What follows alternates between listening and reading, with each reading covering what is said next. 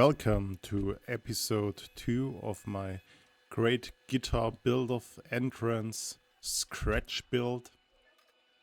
Today we're going to start building the neck, also from an old mahogany staircase.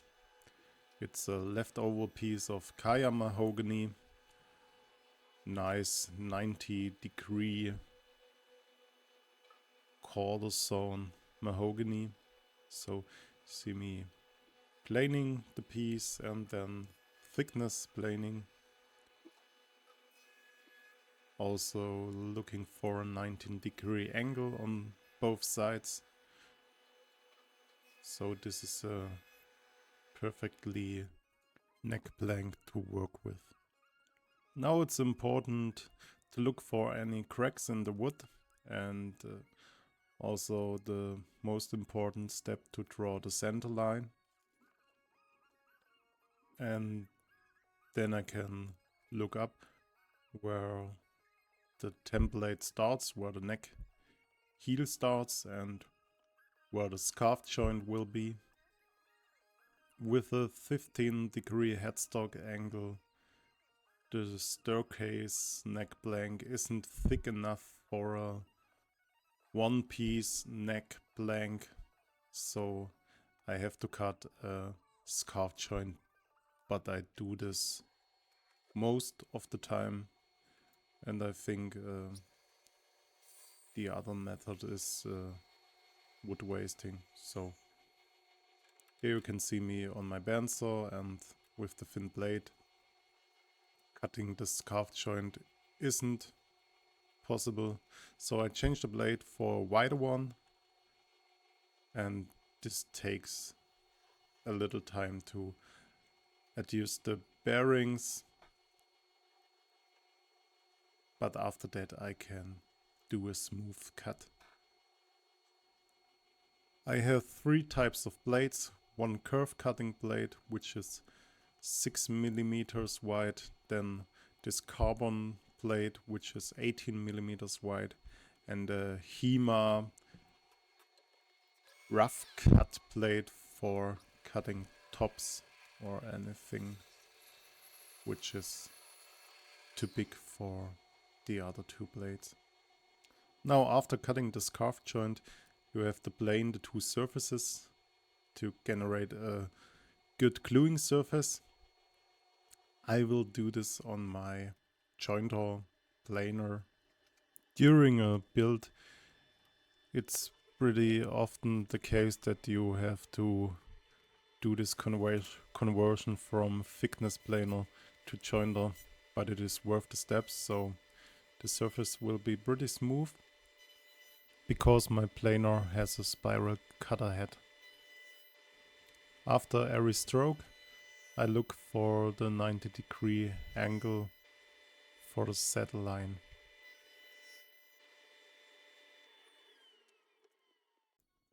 The good thing with the spiral cutter head is that I don't have to clean the gluing surface up with sanding paper or a hand planer. In the early days I do this with my hand plane, but now this will work without any further working steps. So, tidy up your working space and glue on.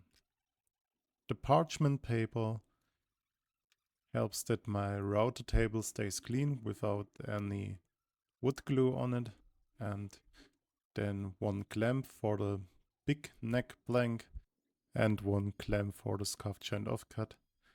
So this looks good to me. Then I apply some Tide Bond Classic wood glue and put the 2 pieces together. You will need a really tight clamping pressure, so I don't use these big clamps here. Wood clamp, I replace it later in the video. I'm always a little bit unsure how much clamping pressure you really need for this step, but the Blue Yuma C-type clamps are perfect for this kind of work. So, after the glue is set up, I'm planing the headstock surface with my dictum, end planer, and then I went on to a Stanley number 4, and after that I went over to my router table because I have a better clamping surface, and I take my number 5 with a little bit of wax, candle wax, and smooth out the surface. But I think maybe I will have a better surface or can take a little bit of the headstock thickness down with my planer. So I went over to my planer and do this step. Always watch for the saddle angle, 90 degree. That's pretty important. See me also planing the fretboard surface, because after a little bit of time, 2, 3, 4, 5 days, 1, 2 weeks, it could be possible that the wood moves or works a little bit. I'm also planing the sides, so I have a smooth surface for the next step, routing the truss rod channel on my router table. At first I removed the template router bit, and here I have a 6mm router bit. Under my router table is a Triton TRA001 with 2400 watts, which is always enough for my applications. So here you can see me adjust the fence, and I look closely where my center line is, and then I adjust the height of the router bit. I take 3 steps with 3mm, and in the end I have 9mm, which is enough for the truss rod. After these 3mm steps, I change the router bit to a 8mm one. This is for the first few millimeters of the truss rod, because the truss rod nut is slightly bigger than the truss rod.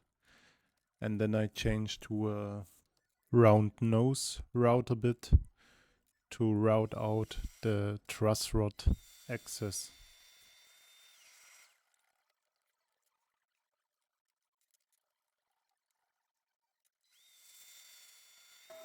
And yes, I'm pretty happy how the truss rod axis turned out. Well, now we can move on. Here you can see me drilling a hole for the truss rod axis, but it's better to do this with a carving bit, because the wood to the saddle is so thin that doing this with a drill bit could easily break the small wood gap.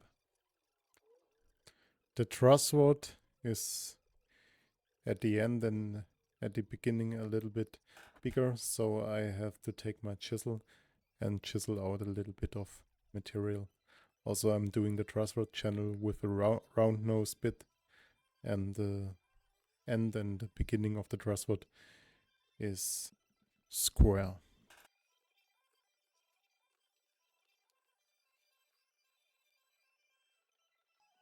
Now the truss rod fits in perfectly. Next step is to cut out the side profile of the neck blank. You can see me drawing lines for the headstock thickness. I think I'm going with 15mm or a little bit more. I can do the rest later on my drum sander. And the thickness of the neck itself, something around 20mm. That's a good starting point for the neck carvings later on. So, one interesting cut with the bandsaw. Here you can see me cut around a volute. It's pretty important to let the bandsaw do her work and not to push too hard against the blade, because it will drift in a direction you don't want it to drift. Slightly adjustments on the bearings, because I don't want to mess this neck blank up.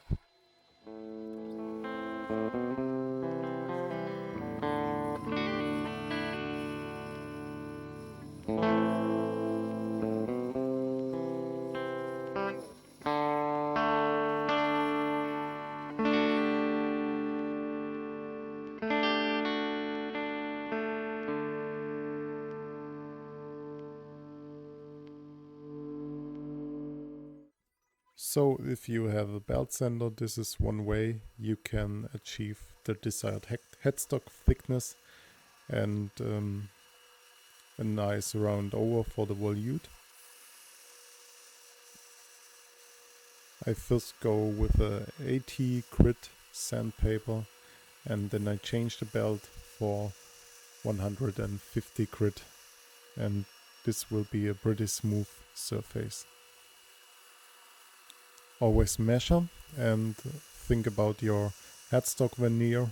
I'll go with the ebony headstock veneer with around 2 millimeters, so I need at least 13 millimeters headstock thickness with 2 millimeters veneer. I am at 15 millimeters, and this is a good headstock thickness for most of the tuners out there. I'm very lucky having a drum sander, so I've already sanded the veneer, but 70 millimeters are a little bit too thick, so I've sanded the veneer and the headstock down 1 millimeters each, so I have 15 millimeters. Back to the router table, round nose, round breather.